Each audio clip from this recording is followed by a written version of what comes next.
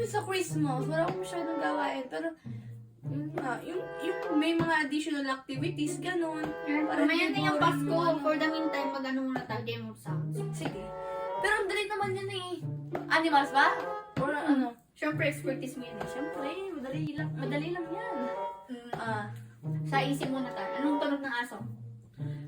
Dali naman yan, be. Siyempre, word, word. Oh, madali lang yan. Pinapadura Very good, mo. very Kaya good, ko yan. very good. Siyempre.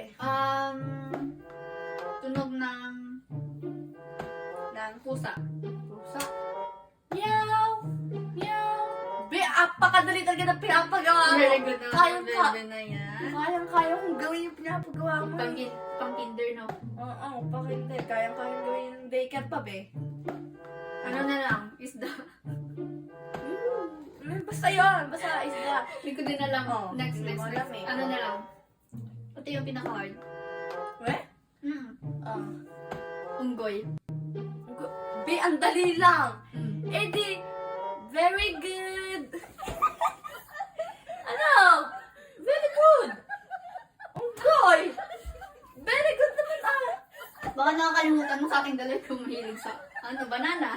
Totoo, sabi ko, very good. Very good kasi sabi ko, unggoy.